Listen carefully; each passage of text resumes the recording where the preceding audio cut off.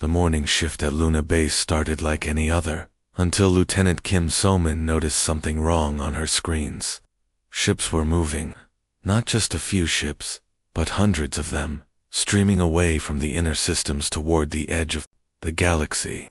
"Commander Park," she called out, her voice tight with concern.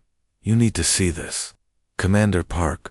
Ji-woo walked over to her station, coffee still steaming in his hand. What he saw made him set the cup down hard. The display showed fleet after fleet of alien vessels, all heading in the same direction, away from Earth, away from everything they had built together over the past 50 years. "How many?" he asked. "All of them, sir. The Altarian trade fleets left first, 3 days ago. Then the Vektari military groups, now even the research stations are packing up." Park stared at the screen. These weren't just any aliens leaving. These were their friends, their allies, species that had fought alongside humanity, traded with them, shared knowledge and culture. The Centauri had taught humans how to grow food in space. The Morden had helped build the first deep space colonies. "Get me Ambassador Kang on the new Sol," Park ordered.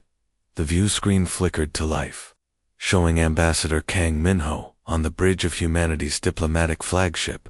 Behind him, Park could see crew members moving with urgent purpose, securing equipment and preparing for departure. "Commander," Kang said without his usual smile, "I was hoping we'd have more time to explain." "Explain what? Why is everyone running?" Kang's face grew serious. "The shepherds came to us last night. You know the shepherds, Park. Those ancient beings who've been around since before our son was born. They don't scare easily." Park knew about the shepherds. Everyone did. They were the mysterious entities who had guided younger species for millions of years. They never interfered directly, but they watched, they helped, they protected. If the shepherds were worried about something, that something was worth worrying about. "What did they say?" "3 words, Kang replied. "The returning comes." "What's the returning?" "They wouldn't tell us. Only that civilizations who stay to face it don't survive. They said some battles can't be won, only survived by running far enough, fast enough." Through Luna Base's main viewport, Park could see more ships departing. The graceful Centauri exploration vessels were joining the exodus now, their bioluminescent hulls pulsing with what looked like sadness.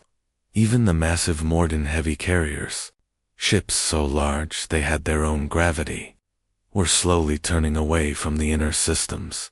Dr. Lee Hagen, the base's alien specialist, joined them at the communication station. "Commander, I've been monitoring all frequencies.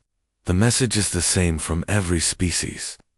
They're sorry to leave us, but they won't stay to die for nothing." "Won't stay to die for what?" Park demanded. The answer came from an unexpected source. The base's computers suddenly activated on their own, displaying a message in the ancient script of the shepherds. Dr. Lee worked quickly to translate it.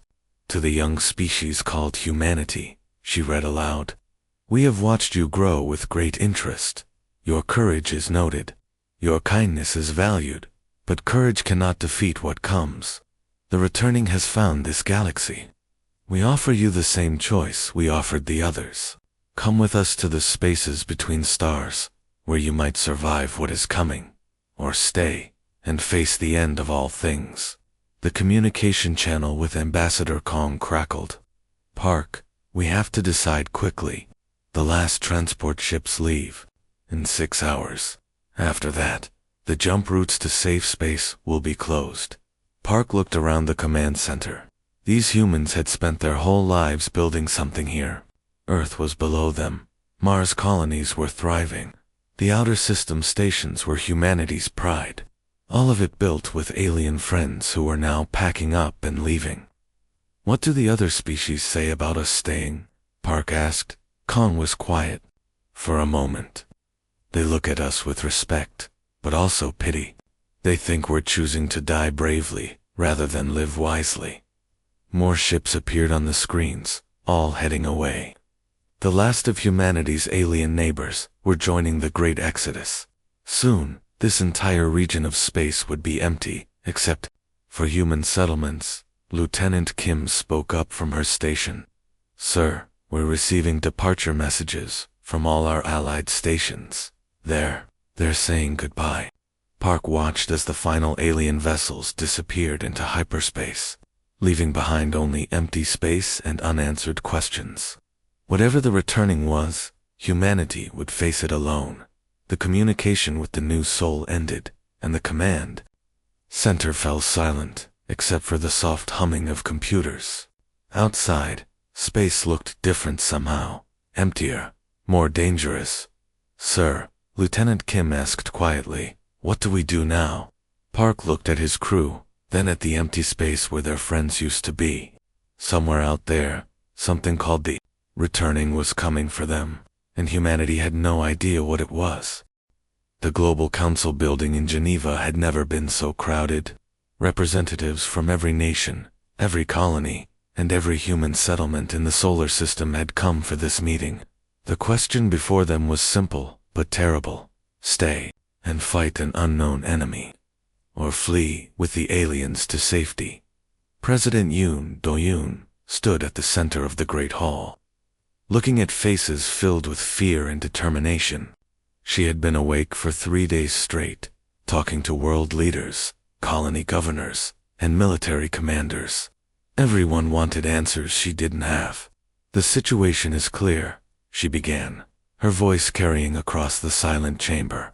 "The shepherds have given us 12 hours to decide.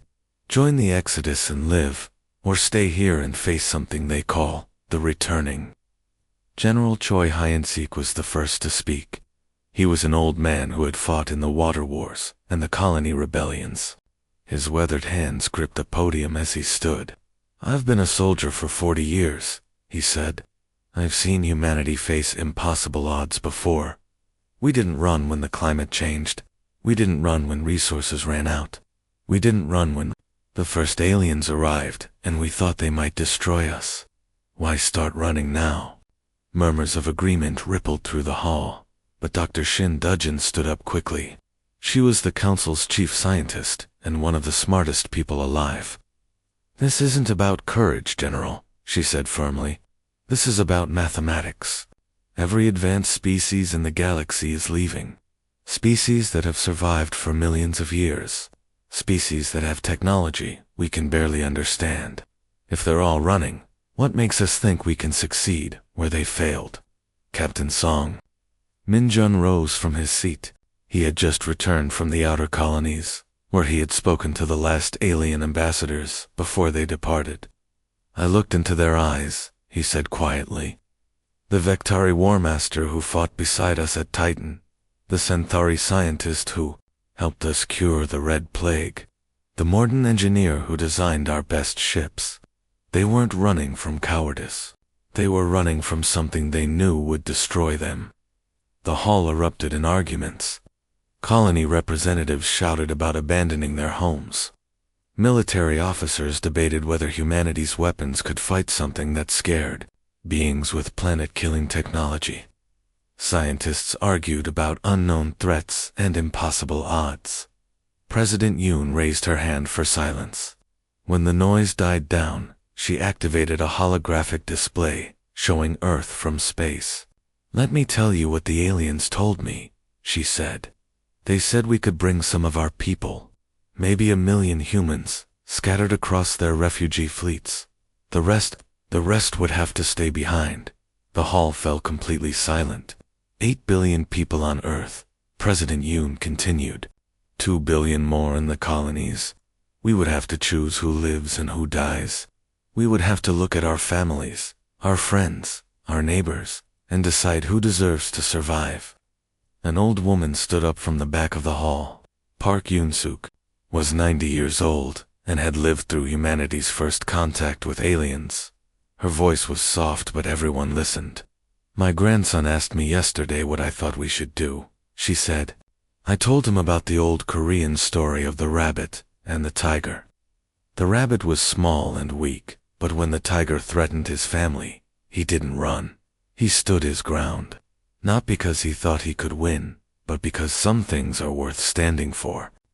Governor Lee Taman from the Mars colonies disagreed. Stories are nice, but dead heroes don't protect anyone. If we all die here, humanity dies everywhere. If some of us escape, at least our species continues. The debate continued for hours.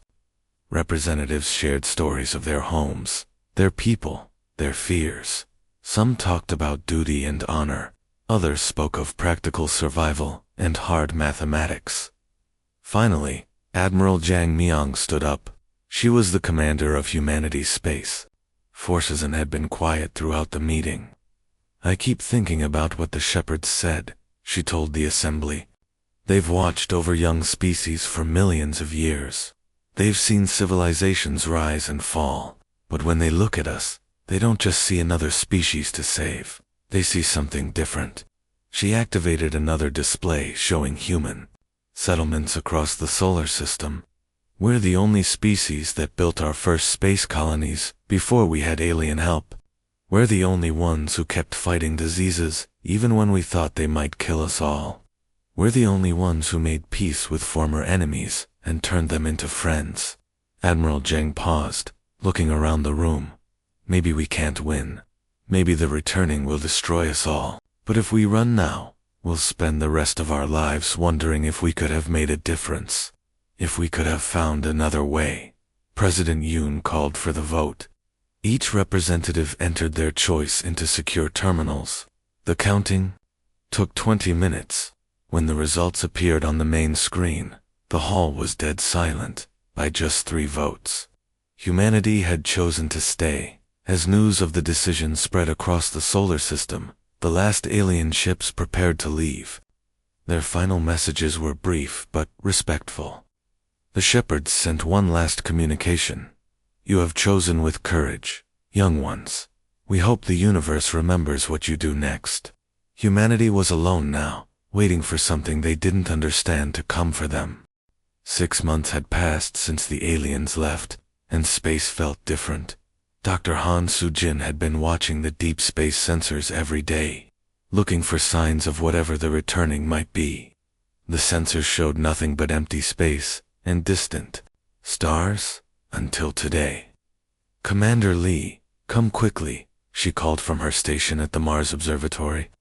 Her hands were shaking as she stared at the readings. Commander Lee, Junho rushed over, expecting to see another meteor shower or solar flare. What he saw instead made no sense at all. The sensor display showed space itself, cracking like broken glass. That's impossible, he whispered. Space doesn't just tear apart. But it was happening. A long wound in reality had opened near Jupiter, and through it came something that hurt to look at directly. The thing that emerged wasn't a ship in any way humans understood ships. It seemed to exist in several dimensions at once, shifting between states of matter that had no names. Get me Earth Command, Lee ordered. Priority alert. We have contact. On Earth, the emergency council gathered in the deep bunkers beneath Geneva. Admiral Park Jin-woo studied the images coming from the Mars Observatory with growing horror. What exactly are we looking at? Asked Dr. Kim Hae-jin, the planet's leading physicist. I don't know, Admiral Park admitted. Our computers can't even process the data properly. Every time they try to analyze the object, they crash. Lieutenant Colonel Seo Minna, who commanded Earth's defense forces, pointed at the tactical display. Sir, look at this. Jupiter's orbit just changed. Not by much, but it changed. Whatever that thing is, it's affecting gravity itself. More reports came in over the following hours. The outer colonies reported similar tears in space. Strange objects were emerging from wounds in reality, and wherever they appeared, the basic laws of physics began to break down. Professor Yu Da-ho, working frantically in Seoul National University, made the first breakthrough. He had been studying the alien databases left behind by the fleeing species, searching for any information about the returning. I found something, he announced during an emergency video conference. with world leaders. The database has one file about these entities. They call them devourers. President Kim So-young leaned forward in her chair. What do they devour? Everything, Professor Yoon said grimly. But not in the way we think. They don't eat matter or energy. They consume the rules that make reality work. Where they go, physics stops making sense. To prove his point, he showed recordings from the outer colonies. On Europa, a research station reported that water had stopped freezing, even at temperatures that should have turned it into ice. On Titan, gravity was flowing in spirals instead of pulling straight down. Dr. Lim Jae-won from the Martian Research Center had been studying the creatures directly through long-range telescopes. What she discovered was even more terrifying. They're not from our universe, she reported. They exist in the spaces between realities. Our dimension is like food to them.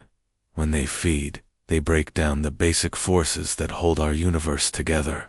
Commander Oh Sang-min, stationed at the asteroid belt mining facilities, witnessed this firsthand. His ships were patrolling near Ceres when one of the devourers appeared nearby. It didn't attack us, he reported later. It just existed near us. But our engine stopped working according to normal physics. Thrust was pushing us in directions that didn't match our calculations. One of my pilots tried to fire a laser, and the beam came out as solid matter instead of light. The truth was becoming clear. This wasn't a war in any sense that humanity understood. Wars were fought between armies, using weapons and tactics. This was more like a natural disaster, except the disaster was the breakdown of nature itself. Admiral Jang Dajin coordinated the evacuation of the most exposed colonies, as more tiers appeared throughout the solar system. Each new wound in space brought more of the creatures, and their very presence made normal life impossible. The outer mining stations are reporting that metal is turning into liquid without heat, she announced during a strategy meeting. The agricultural domes on Europa say that plants are growing backward, shrinking into seeds instead of growing from them. Captain Nam Yujin, commanding the defense fleet near Earth, watched helplessly as one of her ships simply stopped existing, not destroyed by weapons or explosions. One moment it was there, the next moment it was gone, as if it had never been built. They're not fighting us, she realized during a communication with Earth Command. They're digesting the space we live in. We're like bacteria trying to fight stomach acid. The worst part was how the devourers moved through space. They didn't travel from place to place like normal objects. They existed in several locations at once, spreading their reality-breaking effect across vast distances. A creature near Mars could affect the physics around Earth at the same time. Dr. Park Tae-ho, studying the phenomenon from the safety of an underground laboratory, made a chilling discovery. I understand now why all the alien civilizations ran, he told his research team. This isn't an invasion. It's the universe being slowly dissolved from the inside. The devourers aren't conquering our galaxy. They're unmaking it, one solar system at a time. As reports came in of entire star systems simply ceasing to exist, humanity began to understand what they faced. They hadn't chosen to fight an enemy. They had chosen to fight the end of existence itself. The first battle against the impossible began at Proxima Centauri. Admiral Bae Sung-ho stood on the bridge of the Busan, watching his fleet prepare for a fight that broke every rule of warfare ever written. All ships, activate reality anchors, he ordered through the communication system. The reality anchors were humanity's desperate answer to an impossible problem. Dr. Ojena had designed them in just 3 weeks. Working without sleep in underground laboratories on Earth, they were machines that could force the laws of physics to work normally in small areas, even when devourers were nearby. Anchor field stable, reported Captain Nam Yujin from the Incheon. Local spacetime holding at normal parameters. Through the viewscreen, Admiral Bae could see the enemy approaching. The devourer looked like a storm made of geometry that hurt to think about.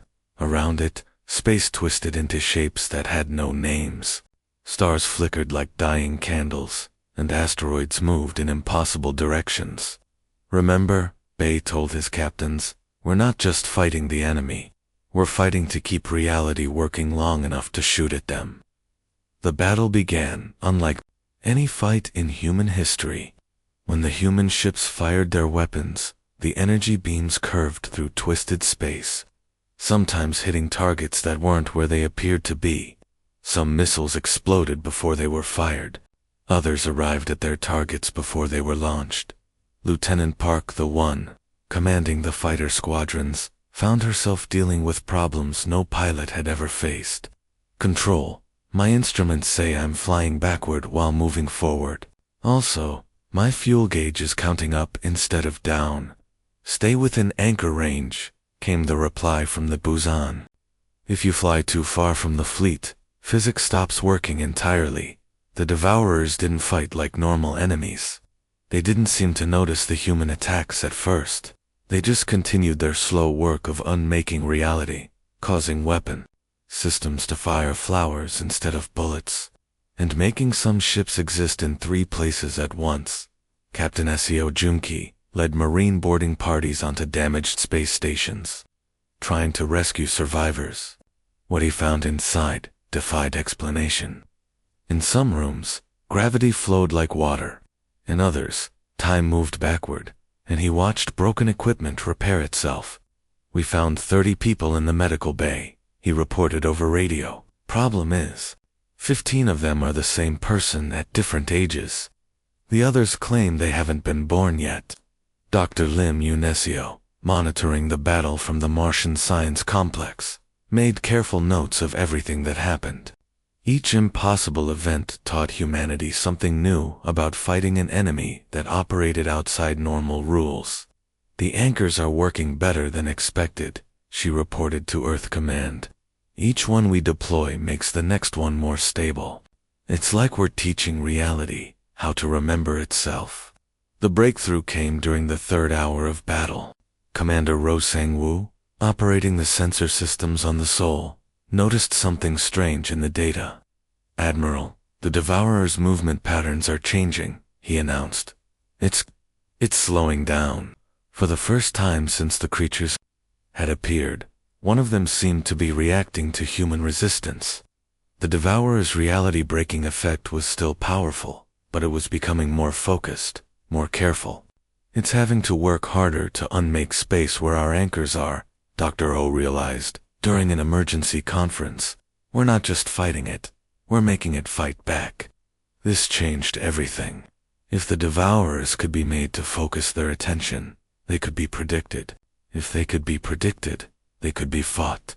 Admiral Park Min-soo, commanding the 2nd Fleet near Mars, tested this theory during the next engagement. Instead of spreading his ships out, he concentrated them in a tight formation with overlapping anchor fields. All vessels, maximum anchor output, he ordered. Let's see if we can make this thing angry. The result was immediate. The Devourer attacking Mars stopped its slow work of dissolving reality and turned its full attention to the human fleet. Space around the ships became a battlefield where the laws of physics fought each other. Sir, we're seeing localized time loops, reported Lieutenant Kim Dae-young. Some of our weapons are hitting the enemy before we fire them. Whatever happens, keep the anchors running, Park ordered. We're proving these things can be distracted. The cost was terrible. All ships vanished, not in explosions, but in sudden absences, as if they had never existed.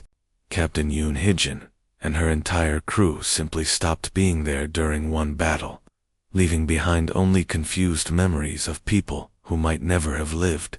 But humanity adapted with each engagement. They learned to fight battles where cause and effect happened in the wrong order. They developed tactics for enemies that existed in several places at once. They trained soldiers to shoot at targets that were both real and imaginary. Most importantly, they proved that the Devourers were not unstoppable forces of nature. They were entities that could be forced to react, to change their behavior, to work harder than they wanted to. We're not winning, Admiral Bay admitted during a strategy meeting after the Battle of Proxima Centauri. But we're not losing in the way everyone expected. We're making them notice us. 4 creatures that had spent eons dissolving universes without resistance. Having to actually fight was something new. And in that newness, humanity found hope. The final battle came to Earth itself. General Quan Dongmin watched from Luna Base as devourers surrounded his home planet like a swarm of impossible storms. Reality was breaking apart so badly that Earth appeared to exist in 3 different locations at the same time. All anchor stations, emergency power, he ordered. If we're going down, we take them with us. Dr. Chai Hoojin was pushing the reality anchors far beyond their design limits. The machines were never meant to handle this much stress, but humanity had no choice. Earth was their last stand. Sir, the anchors are overloading, she reported, from the control center. They're creating resonance patterns I've never seen before. It's like they're trying to talk to something. Around Earth, space itself was at war. The Devourers were working harder than they ever had before, pouring their reality-breaking power into dissolving the planet. But the human anchors fought back, forcing physics to work normally even as the universe tried to forget what normal meant. Commander Ro Sangwoo, monitoring deep space communications, suddenly straightened in his chair. Sir, I'm detecting massive dimensional fluctuations across the entire galaxy. Something big is happening. The change started small. In one sector near Earth, a devourer that had been steadily unmaking a moon suddenly stopped. It hung motionless in space, as if confused. Then another devourer paused. Then another. What's happening to them?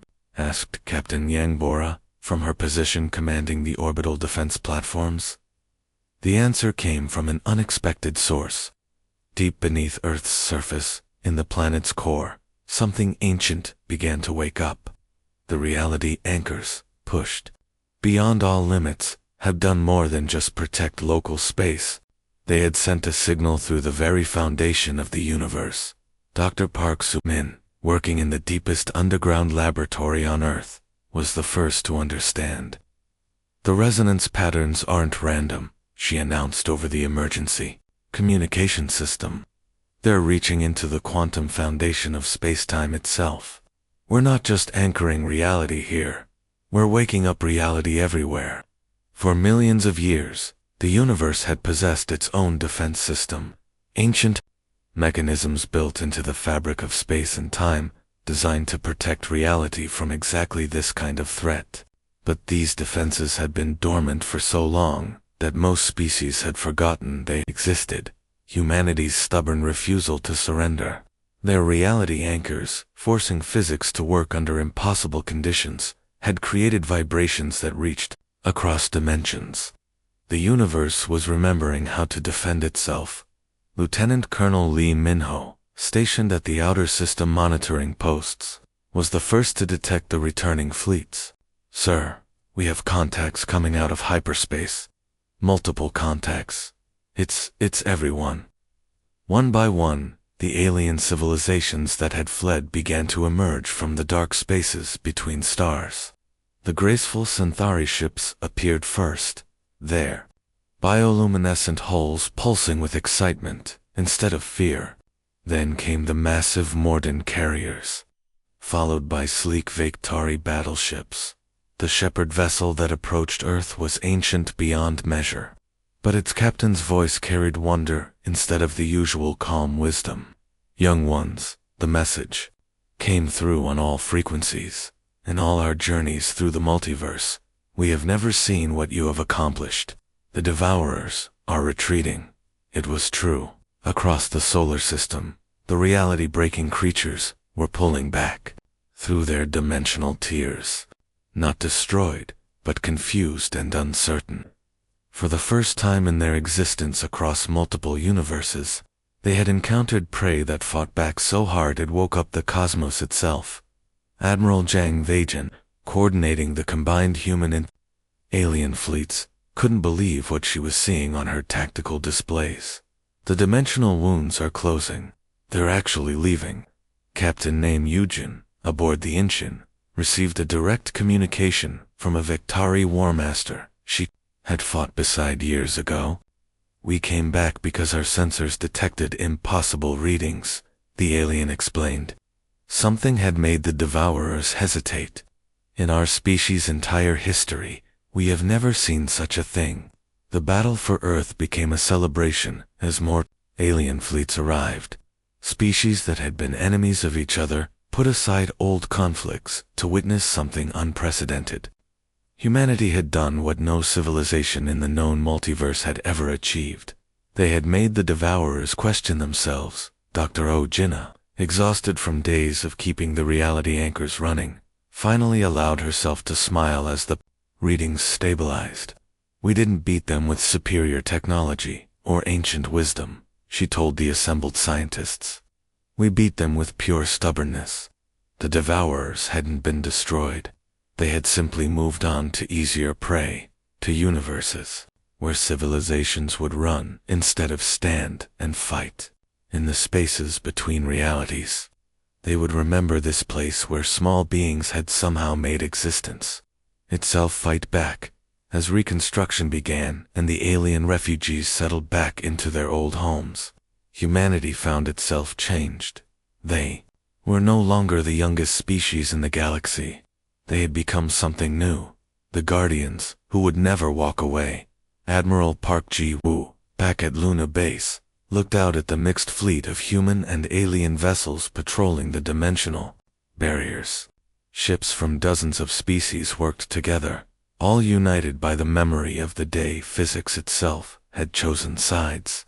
We didn't win because we were stronger, she said to her staff. We won because we were too stubborn to lose.